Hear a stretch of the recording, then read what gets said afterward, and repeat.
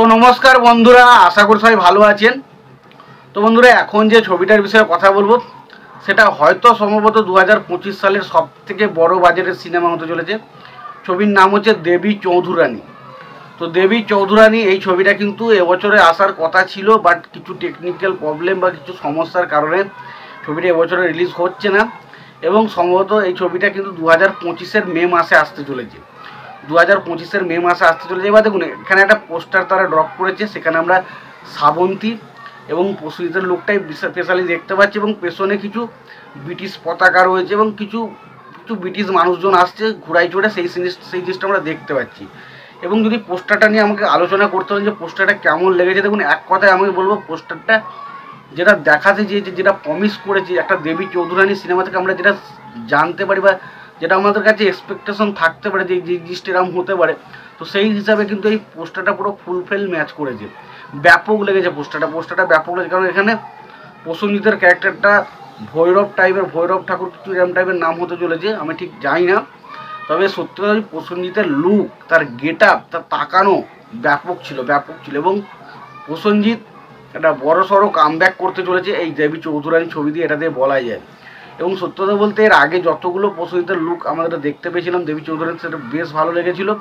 তবে এই পোস্টারটায় প্রসেনজিতের লুককে আরও ভয়ঙ্কর লাগছে, ব্যাপক হয়েছে পোস্টারটা। এবং যদি আমরা শ্রাবন্তীকে বলি, তো শ্রাবন্তী তার যে রোগ, তার যে তাকানো এবং তার মুখে যে একটা রাগি রাগি ভাব, তো সেই জিনিসটা কিন্তু তার এই পোস্টারের মধ্যে আমরা বরাবরই লক্ষ্য করি। এবং দেখবেন তোদের পোস্টারের পেছনে একটা ব্রিটিশ পতাকা কিন্তু রয়েছে। তো বোঝাই যাচ্ছে এটা ব্রিটিশদের বিরুদ্ধে যে রুখে দাঁড়ানোর একটা যে লড়াই, সেই জিনিসটাই কিন্তু ছবিটাকে তুলে ধরা হয়েছে। এবং এখানে দেবী চৌধুরানীর সেই সময় যে ব্রিটিশদের বিরুদ্ধে যে ষড়যন্ত্র, ব্রিটিশ বিরুদ্ধে যুদ্ধগুলো হয়েছিল, সেই বিষয়টাকে কেন্দ্র করে কিন্তু ছবিটা হতে চলেছে। এবং দেবী চৌধুরানীর গল্প মোটামুটি অনেকেই জানেন, তো সেই বিষয়টাকে কেন্দ্র করে দেবী চৌধুরানী বানানো হচ্ছে।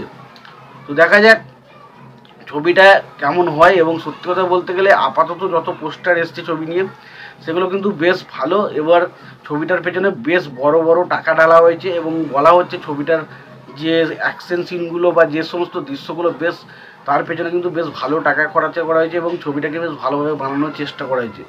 এবার আমরা তো কিছু এখনও বলতে পারবো না যে ছবিটা বিশাল কিছু হয়েছে কি হয়নি। যখন ছবিটার টিজার আসবে, ট্রেলার আসবে এবং পরবর্তী সময় আমরা যখন সিনেমাটা দেখবো, তখন আমরা বলতে পারবো আলটিমেট ছবিটা ভালো হয়েছে না খারাপ হয়েছে।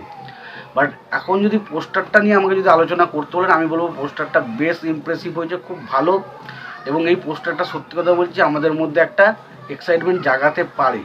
তো সত্যি কথা পোস্টারটাই প্রসেনজিৎ এবং মানে শ্রাবন্তীকে বেশ ভালো লাগছে। তোমাদের কেমন লেগেছে পোস্টারটা জানিও। আর তোমাদের যদি ভিডিওটি ভালো লেগে থাকে, লাইক কমেন্ট শেয়ার করে দিও। চ্যানেলটায় নতুন হয়ে থাকলে অবশ্যই তোমরা চ্যানেলটা সাবস্ক্রাইব করে নিয়ে পাশে বেল আইকনটা অবশ্যই প্রেস করে দিও। ভালো থেকো, সুস্থ থেকো, দেখা হচ্ছে পরের ভিডিওতে।